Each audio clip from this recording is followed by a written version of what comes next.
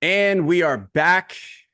Episode 18, Everything is Pro Wrestling Podcast. Mike D here with the kayfabe cousins, Flannabam, who technical issues. Listen, guys, it is a holiday week, okay? But it's the schedules have been tough for the boys celebrating America's birthday. People have been off from work, on from work, but we said we had to at least get to a couple of the major things of the week. It is a PLE week, one of the biggest of the year, Money in the Bank. So we couldn't go Yeah, one of the big five. one of the big five, man. We couldn't completely go, raw dogging into PLE. We had to chop it up a little bit with the EIPW podcast. Fellas, Flanny, I'll start with you because obviously we're not in the same room. So I know there's a little lag here. Flanny, how's your week been? Week's been good. Hectic. I didn't realize today was Friday until a few minutes ago. We were prepping for this. So I think that sums up the week. But a good week, cannot complain at all. Like you said, got to enjoy the 4th, be around some loved ones and some folks. Have a fun RIFC football and fireworks game tonight down at Bern Stadium, which I know you'll also be there as well, Mike. So yes, sir. Excited for that tonight. Excited for the weekend. Obviously excited for Money in the Bank to see what storylines come out of that or what swerves and are thrown at us throughout the weekend. So just super excited. Flannabam can't see you, but we can hear you. How's the week been? Busy, super busy. Been lucky enough to have the day off today, but that meant so much shit to do Monday through Wednesday. So I'm glad to finally have, be able to talk wrestling with you guys. It's the best part of the week, especially this week. Yep.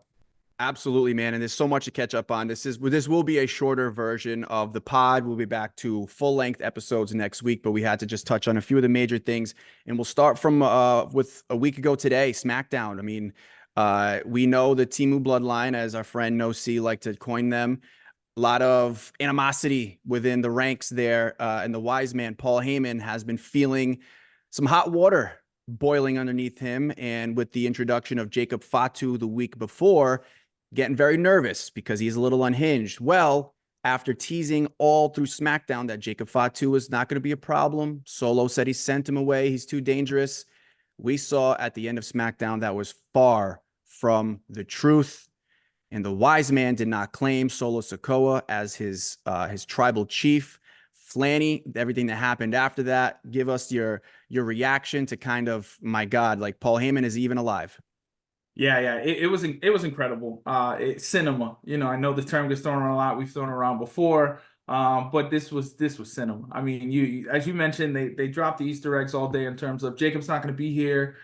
Solo. To your point, Paul, we know he's a little too dangerous. We're putting him on the shelf. We're keeping him at home until we can figure things out. Obviously, we knew that was going to play out differently, but even the way it played out, first just getting into the ring and Solo asking Paul to acknowledge him and Paul kind of leaning into it and I acknowledge, and then the long pause, and then that you are not that pop was one of the top 5 pops I've heard in a very, very long time, certainly on a SmackDown.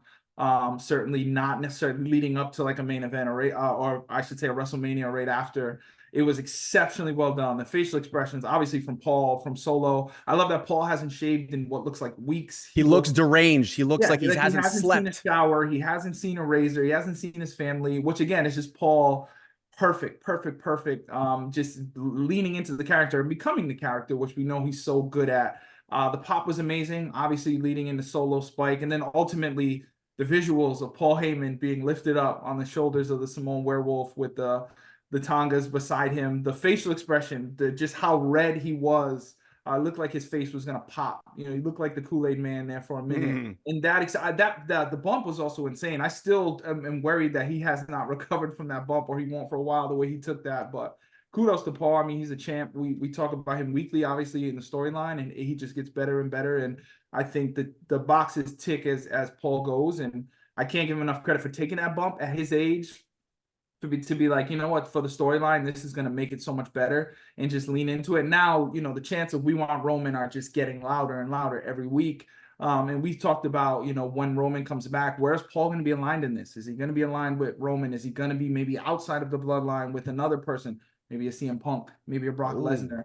But I can't give Paul enough credit for last week. But then also Jacob again, 2 weeks in a row, looking supremely dominant. That, like, obviously you can't keep a leash on him. So I thought it was exceptionally well done from everyone throughout. The lasting image of them standing over Paul's lifeless body and acknowledging Solo was just amazing. Blam. I agree with everything Fellaini just said, and like to your point, this perfectly sets up the return of Roman Reigns. Like this is the perfect storyline for him to come back into. I know it may be pushed back now that his dad sadly passed, but I remember reading somewhere he was supposed to come back the Friday before SummerSlam. So if that still happens, like this is still a great way for that to happen. And another thing I had read was the rumor plan is Solo versus Cody for SummerSlam for the title. And this is a great launching pad to make Solo feel like he actually deserves to be in that match. Yeah, and I thought that was, to that point, Flanagan, I thought they did a good job of making Solo look strong. And even if it wasn't necessarily, like obviously the spike, but him just directing traffic, him being able to get the Samoan werewolf, who we know has been built literally Friday of being a little bit of a loose cannon, can't control him, but seems like Solo can, right? At least that's what they're telling us. So I think that also builds just kind of his alignment, him being the quote unquote tribal chief, the heir, or what's there now. I think they have to continuously build him, make him look strong. We've talked about it, like No C mentioned, not this iteration of Bloodline maybe isn't for everybody, at least not the way they position Solo in it. But I think if they're going to have them go at SummerSlam, if he's going to face the world champ, he's got to be built up as big and strong as possible over these next couple months. And I think Friday was a perfect way to kind of launch that. And you look at the parallels now too with you have officially your enforcer in Jacob Fatu, which was Solo's position in the previous Bloodline. Solo has now replaced Roman again. This is in his headcanon. And your fake Usos. You got your fake Usos and the Tongas, and basically they were like, "Listen, we don't need the wise man." Paul Heyman taking that bump. I watched SmackDown later on in the night, and I could not believe it because I saw some reaction online, but actually seeing like, man, that's not an easy bump to take. Going through the table like that, but the way he sold it, the way he was built up to, the fear in his face. And like you mentioned, Flanny, like he just looks like he hasn't slept in weeks. Like his brain has completely been worried about the situation where he had to tell Solo, like, listen, you are not my tribal chief. And he knew there was going to be repercussions because he's seen just how the bloodline handles things. And now, he's going to be on the shelf for who knows, and probably until Roman's return, maybe. I mean, we're probably not going to see the wise man for a good amount of time here. If not even longer than that. Yeah. I can't imagine we would. I mean, I think, and thinking, outside of just wrestling and the storylines, he probably is deserving of some time off. Right. Obviously. So I'm sure that was also coinciding, like, hey, we'll get you off TV. Go get you a little bit of a break because you've deserved it. You've been on that whole run with Roman. He got his necessary break. You didn't necessarily get what, if anything, they ratcheted up the amount of things you were doing. So I think it's nice to give him some time away. He can go get a clean shave, maybe get in a hot shower, and recover. And it'll be interesting to see when we see him on TV again, what it will be for. Will it be when Roman is already back to usher Roman back? Could it be completely outside of the bloodline with a couple other players who we know could be in the mix? I think it's interesting no matter how you slice it, and deserving for Paul to get some time off after the work he's done. He's deserving. He should win a whole EGOT just for these last months alone.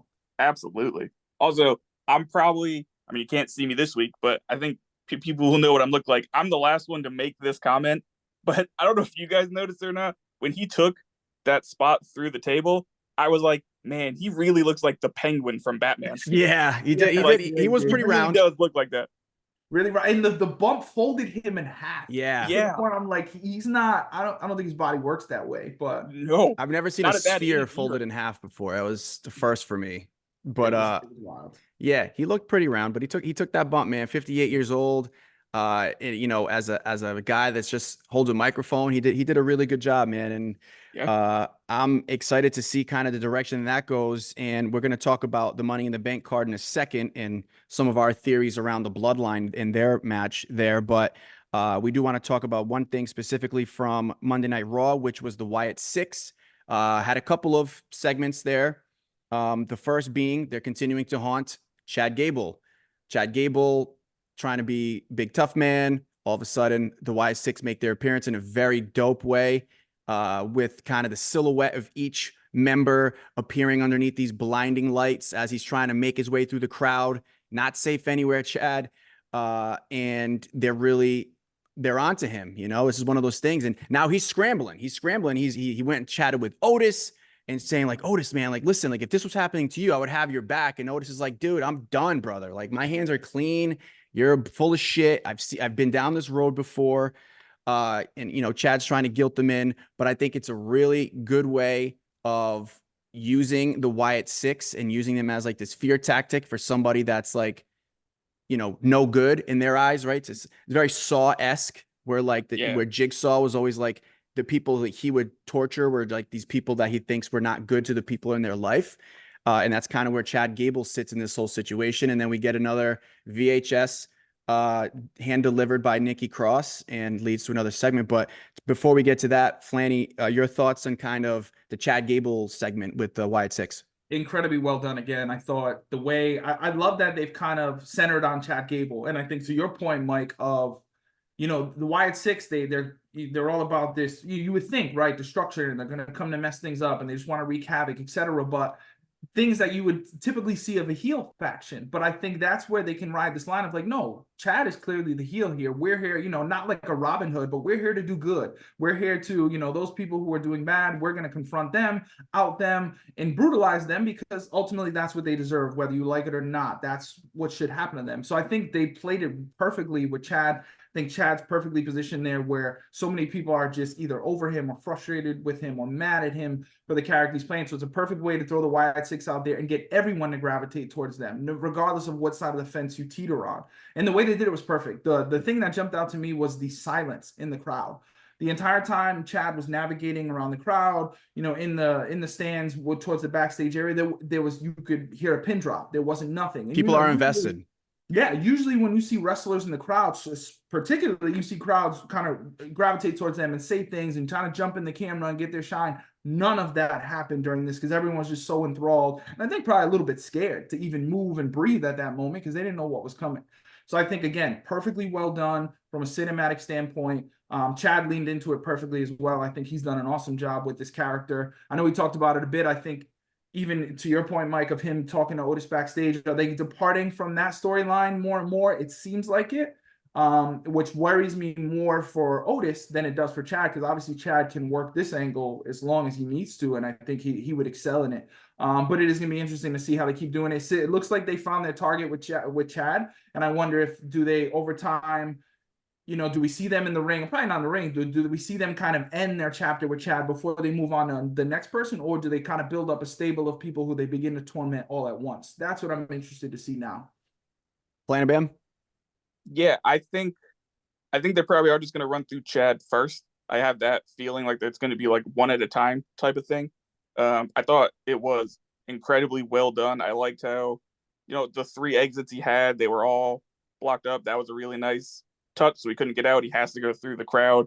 I read somewhere that Chad had said if he hadn't re-signed, he probably wasn't going to go somewhere else. He was just going to like go off into the distance, and he really wants to make movies apparently. And now I'm wondering, maybe he's behind like these shots. Maybe he's kind of setting these things up as a show of like, look what I can do to make movies. And maybe that, because I remember thinking like when we saw Chad's shot in the head, like, that's a weird first person. Like, why Chad? And now I'm thinking maybe it's so he can direct these things, and that's why he's the one who's in it. That's interesting. That's wild, man. Kudos to him. If one, he's behind these creatively, is amazing. But even 2, if he was like, you know what, put me in this so I can kind of cut my teeth while still working here and kind of not learn how to be an actor, but maybe some method acting that I can do on the fly until I get that. If that's the case, then kudos to Chad, and kudos to Trips and those behind the scenes for giving him that autonomy, if that is actually happening.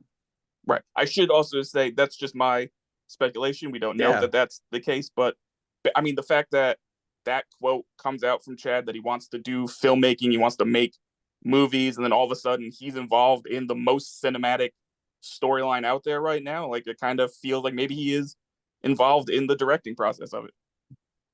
I think that's a fair thing to think. I mean, as this new regime has been ushered in, they're probably more open to that, right? We've already we saw over the years how talent had less and less hands-on when it came to their creative, unless it was a very well-respected person by Vince McMahon. So maybe, you know, H being in charge has allowed for guys like Chad Gable to be like, hey man, we trust your vision. We don't, again, this is all speculation. This is Flannabam's, kind of idea, but I could see that. And I think that's a pretty cool concept, really, if you think about it.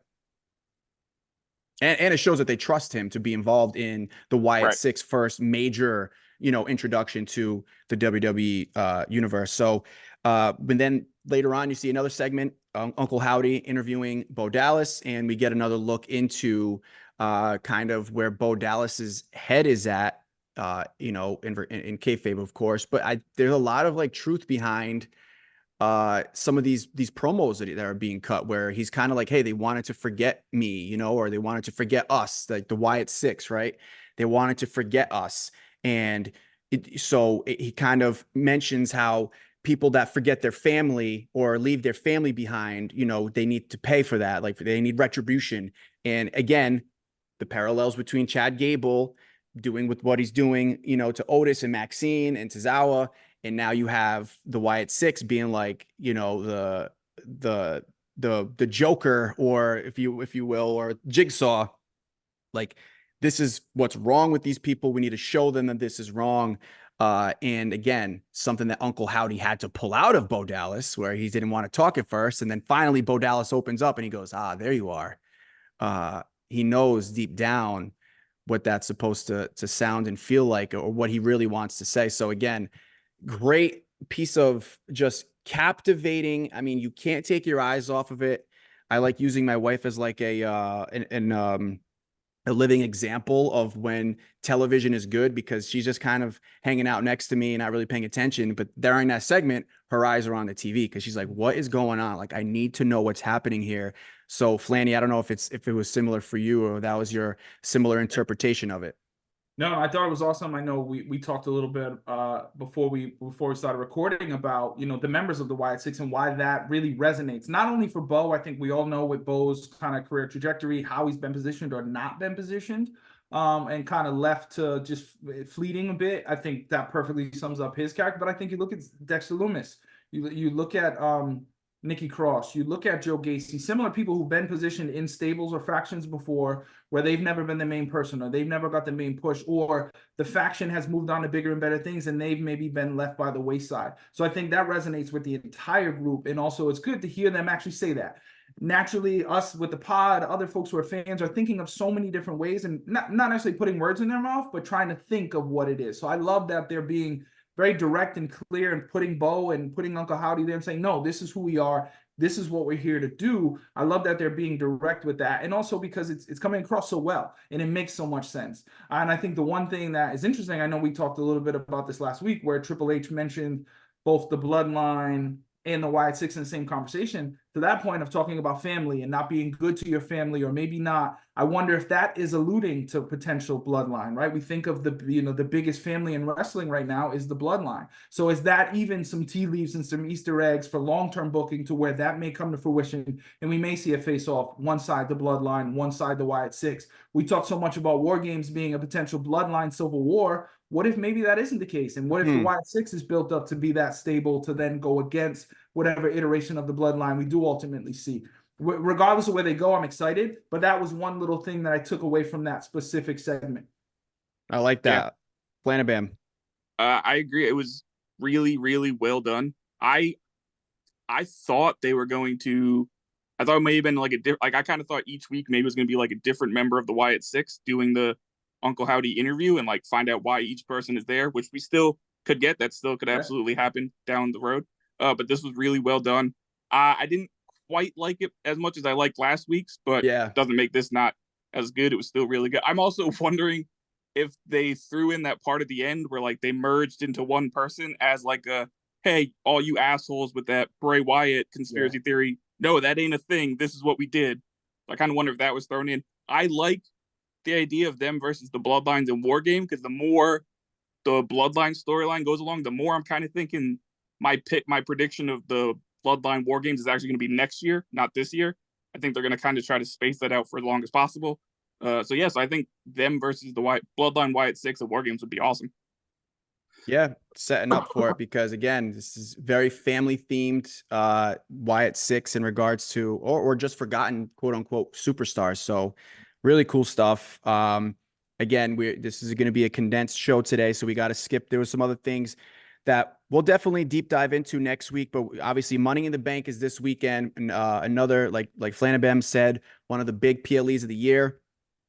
Because it sets up a lot. It sets up a lot with the Money in the Bank briefcase. I mean, these are things that we've seen last as a storyline all the way to WrestleMania, so and beyond. So this is something that we are really excited for, and they can go a few different ways with it. So I'm curious. Why don't we get right to the Money in the Bank match for the men's? You have Jey Uso, Carmelo Hayes, Andrade, Chad Gable, LA Knight, and Drew McIntyre. So again, these are all heavy hitters. I mean, obviously Carmelo is the new guy in town. Andrade's been kind of involved in, I don't know, is he still the speed champion? I think he is, yeah. As of today, I don't know when they taped, but so he's still the speed champion. So he's kind of, I think, probably has the highest odds of winning, like in regards to like the lowest chance of winning. But then Jey Uso, Chad Gable, LA Knight, Drew McIntyre, you could see really the briefcase on any one of those guys, and they all have the capability of making it entertaining. I really don't know which direction they're going to go. I mean, Drew McIntyre obviously seems like the most obvious because of his beef with Damian Priest, and with the CM Punk stuff lurking, like it could be something that he wins it and maybe sets up for the CM Punk match down the road. So there's that opportunity there. We don't even know if Chad Gable, if he's going to have a chance. Maybe the Wyatt Sicks are going to interfere in his match and remove his opportunity from winning it. And then Jey Uso, of course. So I'm curious to see what you guys think of this match and where you think it's going to go. Flanny, we can start with you. Yeah, very interesting. I'm still having a hard time figuring out exactly which way they go here. I think, to your point, I think Carmelo and Andrade probably not. I know Bam, you had mentioned last week, it might make sense to put the belt on one of the two of them to give them that added push in bonus, but I don't think they're going to go that way. I think Gable, because of what we're seeing with the Wyatt Sicks and still kind of the alpha, I don't think he'll get it. Jey Uso, I think could absolutely. I think for me, it's down to probably Jey Uso, LA Knight, and Drew McIntyre. I think LA Knight checks a lot of boxes and makes a lot of sense, and also that gives him that little added bonus to be in that main event conversation as we move forward. I think if I had to pick somebody right now, I have a feeling they might give it to Jey Uso. I think there's a lot of different ways that can go. Again, we didn't talk about it, but his the way the show started with him the other day, that camera shot through all the people and him come through the crowd, absolutely amazing once again. But I also have a theory with something they could do if Drew McIntyre goes over, but I don't think they'll do this. I know Drew McIntyre went on record last week as saying, I'm going to win Money in the Bank, then I'm cashing in the same night. So I have a theory that I think would make one of the best pops ever, but then you also sacrifice your Money in the Bank for the year. So Drew can win the Money in the Bank, try to cash in, and then Punk's ultimately screws him. So now you won the Money in the Bank, you lost it. You literally have no more openings at this title match because of CM Punk. But then by doing that, you now no longer have a men's Money in the Bank briefcase for anyone to walk around with for the rest of the year. So I don't think they would do that, but I would love to see that from a pop perspective and also just to add fuel to the Punk and McIntyre, I guess, beef. But also I think if you do put it on Jey Uso, we were talking a little bit, we were spitballing before we recorded, what if there's some sort of swerve or twist that involves the bloodline here? So we talked a little bit about, we'll get into it, there's a potential there is a six-man match later on the card that could turn into a fatal four-way because, now the Samoan Werewolf was there. If, the good guys and the baby faces here in Owens and Cody needed to grab another person, could that potentially be Jey Uso? Could that happen after the Money in the Bank? He has the briefcase. Somehow there's this random swerve where he cashes in on Rhodes during the match or after the match, and either that's his way back into the bloodline or that's another shot across the bow, like, hey, I don't need you, bloodline. I'm literally digging my feet in that I'm capable of doing this on my own. So my gut is telling me they may put it on Jey Uso for a bunch of different reasons, and if I had to put money on it right now, I think Jey Uso might walk out with that briefcase. I like that little tinfoil hat. You borrowed it from Flanabam on that. I like it. I like that a lot. That's where mine went.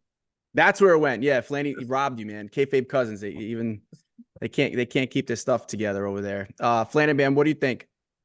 Well, I predicted it, if I remember correctly, in the very first episode we ever did, so I'm gonna have to stick with it. I think it's gonna be LA Knight. I think LA Knight walks out the Money in the Bank winner. I agree in principle that the top three to do it are LA Knight, Jey Uso, and Drew McIntyre. but I definitely don't think Drew's going to do it, because I kind of agree with Flanny's point about Punk screwing Drew over, but it's going to happen in the Money in the Bank. I guarantee you there's going to be a shot of Drew with his hands on the briefcase, and all of a sudden it pans out and Punk's got his hands on the ladder and he pushes the ladder over. That'd that's sick. gonna, like, I'd put money on that shot happening. And then I think after that, LA Knight climbs up, he wins, but he probably maybe should have won it last year, but he gets it this year. He can use that to launch himself to the world title. Maybe he moves over to Raw and he cashes it in on whoever the world champion is. I think he'll probably hold it for a while just to get a good, I think he'll be entertaining with it, so get a good story out of it. I also really like the idea of it turning into the 6-man turning into an 8-man later, but instead of Jey Uso joining them, what if it's a returning now face Jimmy Uso? Because the Bloodline took him out. We haven't seen him since Solo when the debuting Tama took him out. So maybe he returns, and now it's a fatal 4-way that way. That would be dope. Yeah, I like that a lot. That's a good little theory there. Okay, so a few different directions. I'm somewhere in between. I think LA Knight, it'll give him something, because we've talked about how, like, he kind of got usurped in the kayfabe ladder, if you will, in regards to a pecking order in regards to like a title shot. So this will at least give him that tease and the opportunity to eventually win it without forcing some type of rivalry with whoever the current champion is. So I think that'll be cool to see. That would be like my favorite thing to happen. I think it's probably going to be Jey Uso, just because of, again, same thing. I think he's an inevitable champion eventually. And this also separates him from needing some type of bloodline connection. He can go and cash in on his own and then start his own thing, and remove himself from having to have that lurking over him. And he's obviously being built as a complete star. The crowd entrances have been amazing. The yeets, people are yeeting everywhere. I even have my 15-month-old nephew loves to go yeet, yeet, yeet. And, so it's catchy. So we'll see, but I like that. Money. Think of how much money they would make off of the yeet cases. Oh my God. Yeah. The yeet case is going to be ridiculous. Yeah. It's going to be ridiculous. Yeah. So yeah, we'll see. I think it's my only thing about Jey is I think him and Drew the most in this match are the only two that don't need it. They're already in the main event level. It's not like, if you put them in a title match, you're not like, why are they in a title match? Right. Where everybody else kind of needs it more than they do, I think. Yeah, no, I that's true. It's it just really depends on where their head is at. Yeah. Just get through a few more of these matches, and then from there you have the women's Money in the Bank: Chelsea Green, Io Sky, Lyra, Naomi, Tiffany Stratton, and Zoe Stark. Before we started recording, Flanny mentioned how, like, Zoe Stark keeps getting thrown in these and just kind of gets buried, but I think they've been pushing her pretty good. She's a definitely an enforcer type. She's intimidating. She's believable. She's a great worker too. She's a great worker. Yeah. She also does cool spots. So, like, she's perfect for a ladder match. Yeah, exactly. Right. Yep. But I personally am going to lean towards Tiffany Stratton here. I think it's Tiffy time. I think that she is an inevitable champion as well. I think her having the Money in the Bank briefcase would be money on top of money. And she would be just that, like, she can go, but she would be a great heel with the briefcase to kind of hang it over people's heads and expect to, like, hold herself to a super high standard and cut promos and all that stuff. So I think it's going to be Tiffy time. Flanny, what do you think? Yeah, I agree. I do think it's going to be Tiffy time. I think she ultimately wins it and goes over. Similar to the yeet case, that pink briefcase is going to do numbers as well, and be a huge seller. My heart, I would love to see Chelsea Green go over. It'd be so fun. Absolutely love to see nothing more than her to create that exact same moment that her husband did, and win that briefcase. I think that would be awesome. The pop would be amazing. I think that would be the loudest pop out of all of the competitors. But I do think Tiffy is going to get it. I think even what we talked about a little bit with LA, and Flanagan, correct me if I'm wrong, you might have even said Tiffy at the same time you said LA, because I know we talked about that before, but I think she's been positioned, same thing. I think it's that extra little, not Kickstarter, but extra little boost up to the main event picture, and I think she'd be great with it. I think to that point, Mike, I think it works so much better on a heel, to be honest, and I think she's the perfect type of heel to utilize that and just torment whoever the champions are for the next handful of months until she cashes in. So ultimately, I think Tiffy goes over. Yeah, I 100% agree with both of you guys. Like, it's Tiffy time, 100%. Yeah. Those pink Barbie briefcases are just too marketable to not go with that. Especially if you're not going to go with the yeet case, you got to then go with the female marketability of it and get that pink sparkly one out there. Yeah. But I do agree with Flanny. My heart says Chelsea Green. because that would just be so much fun to see her with that briefcase. I mean, she's already does like the Karen role perfectly. So you add like an extra element of it of the Money in the Bank briefcase that she can hold over the GM's heads. That's perfect. Oh, those backstage spots with Pierce would be amazing so good. with her in the belt. Oh my God. Yeah. And then also you have Piper kind of positioned with her. So you also have a little bit of an enforcer who can do some of her. Yeah, I think it would be awesome, but I think we all know it's Tiffy time. It's gonna be Tiffy time. Intercontinental Championship match, Sami Zayn and Bron Breakker. Do we think that they break? Hold on. I was trying to think of a fun pun here. Do you think Bron Breakker is going to win? There you go. I'm just going to get right to the fucking point. I don't think he's going to win.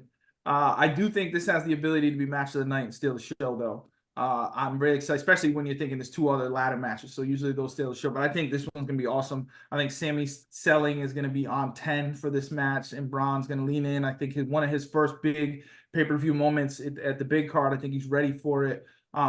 Cool article today that I still need to check out, but our main man Seahawk put out a really cool profile with Bron Breakker as well. Yeah. So I'm excited to check that out before the PLE this weekend. But yeah, I think ultimately Sammy retains, but I do think it's a hell of a match and it could potentially steal the show. Yeah, I agree. I think Sammy's gonna win. I think Bron is eventually the one who takes it off. Give it a couple more months. Give him a loss first to then overcome. He hasn't had that yet. At least SummerSlam. Exactly. Yeah. I think he needs that deflating moment for he's built almost too strong at the moment. Like he needs one little down to then have to come back from it. I think this could be that. Yeah, I'm gonna ride with you guys on that. I think again, if you kept the strap on Sami Zayn after the what was the last PLE class? It was a Castle. Yeah. I think it was with the plan to probably keep it on him again, maybe till SummerSlam. Bron Breakker, we all agree that is a star in the making. We think that he's an eventual IC champ. I don't think they pulled a trigger on it yet. I don't know if he loses clean, though. I don't know if he loses clean. I think there may be some fuckery afoot. I think I don't know if it's Mr. Stratton might have a run in. Yes, maybe a little Mr. Stratton run in there. I think that's definitely possible because we know kind of how they left off. And he thinks it's his rightful position to be the next IC champ. And you can continue the 3 of them. And even, Sheamus is still kind of in the mix. I don't think he gets involved. I don't think he has it in him and his character for really no reason. But I could definitely see Mr. Stratton getting involved here. Ludwig. I guess the only way I could see Sheamus coming out is if for those of you who don't know, Mr. Stratton is obviously Ludwig Kaiser, who, especially if Tiffy wins that briefcase on Sunday, we might have to run with that name moving forward. But I could totally see where maybe Kaiser comes and does a run in to beat up Sammy or both of them, and Sheamus maybe comes in and gets Kaiser out of there, throw the trash away, let them finish the match, something a face would do. I think that might be the only way we see him. Yeah, I agree with that. I actually could see both of them getting involved just to then set up what could probably be a fatal 4-way at SummerSlam, because that's also a good way to get the title maybe on Braun without having to have Sammy lose. Yep. One other thing I could see happening that I hope doesn't, because I think it's a bad idea, but they've really been building Braun as this insane beast. So you can see some big barricade spot that then the ref calls the match off type of thing. I hope it doesn't go that way, but that's something they could do. Yeah, I don't think Bron is being built too big to lose clean to Sammy. No disrespect to Sammy. I agree with that. He is the IC champ. If you're going to lose, the IC champ isn't a bad person to lose to, but I just don't see him losing clean. And I think that's fine. Continue to build the storylines. The IC division is in a healthy place right now. And they have many different avenues that they can carry it pretty much for the foreseeable future. And I also think too, I think a loss, to your point, Flana Bam, is perfect for him right now, because I think it allows him to go back, cut a promo where he goes full scorched earth, and now we see the real Bron Breakker really tearing everything up. What we saw was only just a preface to what we're gonna see after he takes a loss and now goes full scorched earth. So I think that sets it up even better for him. Yeah, I absolutely can see that happening. I like that. World Heavyweight Championship match, Damian Priest, Seth Rollins, the surprise return of Seth freaking Rollins. Sees him right back where we last saw him in a heavyweight championship match. I don't know. I'm this one's confusing to me. Yeah. Damian Priest is in a weird spot where he claims he doesn't need the Judgment Day, but the Judgment Day is still always there, and they've kind of helped him along, and they kind of are the reason why he's in the position that, well, CM Punk really is the reason why he has the belt. But a lot of these things have been setting up for him to potentially lose here. Do we see Seth Rollins potentially getting the belt back? This is the one where I'm most torn, I think, on the whole card, where I really don't have an idea where it's gonna go. My gut is telling me that Damian is gonna retain. For some reason, I don't think they're gonna just throw it on Seth right away. Not that Seth isn't deserving or anything, but I have a feeling they don't throw it on him right away. Seth can obviously take a loss, especially coming back from the injury. He's got so many built-in, I guess, logic and reasoning why he wouldn't go over. But also, I don't love how Damian has come across the last few weeks on TV. Whether it's just some of the backstage stuff, some of even the conversations with Judgment Day about maybe Damian being on the outs and Finn being more stepping into the role. I could see something where he potentially gets screwed this weekend, and that maybe is his way out in his babyface turn. But I have a hard time seeing him drop the belt. I do think it would make a lot more sense for him to drop the belt at SummerSlam to Gunther. It gives him the belt for a little longer. It gets him through a PLE. Also gets him a win versus a Seth Rollins, where he can really put that on his mantle of, no, I've beaten everyone you put in front of me. I've beaten some of the best. So my gut tells me he's going to hold on to it. But also because of some of the tea leaves and some of the Easter eggs recently, I also wouldn't be surprised if he did drop it and it happened in some sort of way where it basically culminated in a babyface turn for him. So Flanny's point there about Gunther is actually why I actually feel fairly confident Priest is going to retain. I don't see them putting the belt on Seth just for him to drop it to Gunther the next month. Like, I don't think there's any way Gunther is not walking out of SummerSlam champion. And I think it's pointless to put it on Seth just for him to then drop it a month, like what, 6 weeks later, I think it is, something like that. Like, so just keep it on Priest for 6 more weeks. You could even have the Judgment Day cost them, like Finn costs them at SummerSlam, and then that's where that split finally happens. Because they this week especially, they were really teasing the splits coming. Oh, big time. Yeah. And you know, Finn's now getting more of a voice against Damian and really calling him out directly instead of trying to be like, oh, no, nothing's happening here. And yeah, Liv is the new mommy. Liv's going to be the new mommy, I guess. Yep. I was going to say something. We're going to try not to be horny. We're not going to be horny this week. That's where we're going to do our best. We're not near each other. It doesn't work. That's true. Exactly. We need to feed off of each other's energy. Right. And then you wrap with the 6-man tag, which again, we don't know who the third man on the Bloodline side is going to be. Who is the third man? Who is the third man? Cody Rhodes, Kevin Owens, and Randy Orton, RKO. And the champion against the Bloodline. We know it's going to be Solo. We don't know who the other two will be or which variation of the Bloodline we will get. But we do know the Wise Man will not be there. And what is this going to mean? What is this going to set up? Or is it going to be like Flanny says, maybe Jey Uso wins Money in the Bank and he cashes his ass in on Cody that night? Yeah, I think the only thing that I feel confident in is I do think it ends up being an 8-man tag. I do think we get Jacob in there. I think it's a good way to put him in the ring for the first time. You're kind of not safeguarding him, but you're putting him in the ring with all these other superstars so he can kind of come in and do the things he's good at and just hit his spots and play the hits and look good and not have to worry about him being rusty or not having all the in-ring dynamics with every one of them. So I do think it ultimately ends up being an 8-man tag, and that's the thing, is who is that 8th person? I had mentioned Jey Uso. I had even thrown out Punk as a possibility. I don't think it's going to happen because I don't think he's necessarily ready, and I don't know that that's how they want to introduce him, but maybe it is how they want to introduce him, similarly to kind of keep him safe and not have to do as much work before he has a singles match. But I do ultimately think it ends up being an 8-man tag. To your point, Flana Bam, I didn't think about it, but I would love to see Jimmy. I think that would be really, really cool. Especially new introduction. Maybe he either comes back in all the red or he ditches the red and he's in some sort of brighter, cooler color.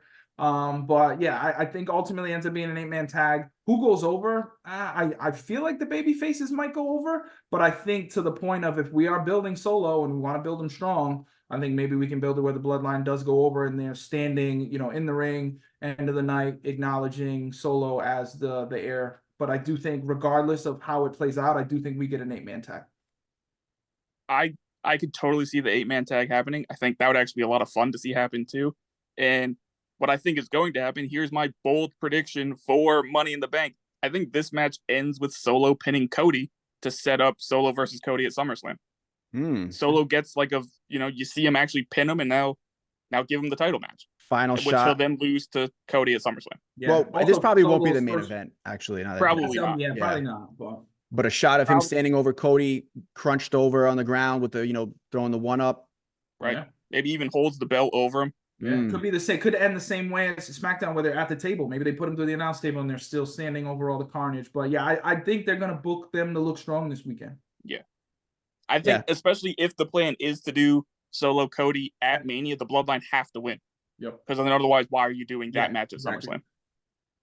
Fair play. Fair play. That is Money in the Bank preview. Again, as we record this, SmackDown is still ahead. It's going to be later on tonight. If you're listening to this or watching this on Friday, if you're watching this before Money in the Bank on Saturday, then we were probably correct with everything that we predicted, because that's what we do. We're geniuses. Yes, that's the Money in the Bank preview. We're gonna wrap really quick. How about this? We'll leave it to one take each from Forbidden Door, because I made a hot take last week that I was gonna watch it. I didn't. I didn't have time, but one take away from Forbidden Door from the Kayfabe Cousins. Flanny, why don't you start? One take, and I'm going to go a little left here. Stephanie Vacour is a future superstar. Yeah, she is. So watching her and Mercedes match on Saturday for both of the belts was the first time I got to see her in a full match, and she is exceptional. I think she even elevated Mercedes in that match to another level, which I thought was awesome. Big fan of hers now. Chilean. So it was cool. I was kind of tweeting along following the show the other day, and there was this cool media outlet from Chile who saw the love we were giving Stephanie and showed us some love and returned to follow. And it was a nice and organic way of just hearing folks share and different things. Obviously, they're well versed and have seen her many times, and it was my first time really experiencing her in a match like that. But yeah, I think that's my hot take. She is a future star. I hope she comes over to America more and has more of these opportunities with AEW and is more seen. Her style is amazing. She looks the part. She's scary as hell and can work her ass off. So I think that was my hot take, is I think she stole the show in that match, even in a losing effort. And I'm excited to hopefully see more of her on AEW television. Yeah, I agree. That's not my hot take, but I completely agree. I didn't know much about her before that match, and now I'm a huge fan of hers. I'm totally going to go check her out and find other stuff of hers. My hot take from Sunday, I don't think it was, but I can completely understand why people would say Swerve Ospreay was better than Ospreay Danielson. I personally still would take Ospreay Danielson, but my God, Swerve Ospreay was incredible. It was so good. So the false good. Finishes were just one after another. The facial expressions, kudos to Swerve, man. No slight to him, but we don't usually see him in those sorts of matches as much as he should. I think that was his sticking the flag in the ground, I'm here and I'm your champion for a reason. And if it was the case where Ospreay did go to them and say, hey, no, I want to give him this match because I want him to look as strong as a champion as he is, kudos to him, because they both went out and absolutely delivered. Yeah, that's what I was totally about to say. Apparently Ospreay pushed for this match. He went to Tony and was like, you guys aren't making Swerve look like the champion he should look like. Let me go out there with him. I have no problem putting him over. You shouldn't have a problem putting over the champion, which I agree with. So he goes out, loses basically clean, and it was a phenomenal match. Probably my second best match of the year, and I wouldn't argue with somebody if they said match of the year. Yeah. It was good. I think it stole the show. And even obviously being the main event, these pay-per-views are marathons. Yeah. The crowd was hot and they were into it the entire way and they delivered. Yeah. Oh, other hot take. Because I was busy, didn't watch the pre-show. And man, it actually made this pay-per-view go by so much faster than any other AEW pay-per-view ever. That's the key to it. Don't watch the pre-show. Just watch the actual card. It still feels long, but not as long. Quick little cat nap during the pre-show is the way exactly. to go. Yeah. I love that. All right. The Forbidden Door hot take, one hot take from the Kayfabe Cousins. And we have a lot to get to today in our personal lives. So we're going to wrap there. Yeah. It was a fun show. Yeah. It was quick. It was a quick hitter. It actually ended up being longer than I anticipated, but it's good. That means there's a lot to talk about. We appreciate everybody. Good stuff now. We can get to the good stuff. We get to the good stuff. We teased a big announcement. So we are collaborating with our good pal, Big Puck, over at Off the Rope. As you can see, Flanny is rocking the shirt right there. One of my favorites.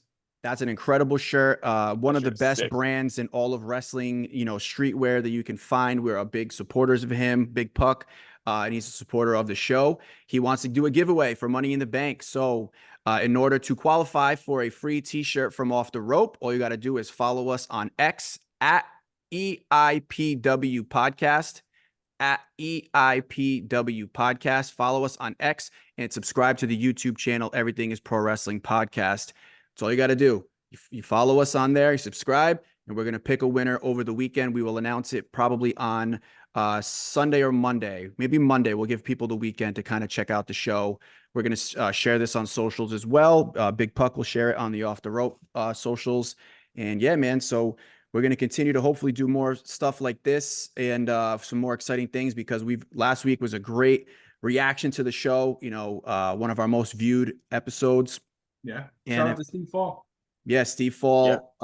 Actually, we put some of his tips right into use and it worked. So shout out to Steve Fall for joining us last week. We do have some potential special guests over the next couple of weeks that we're really excited to have on the show. But yeah, make sure you go follow Off the Rope on Instagram.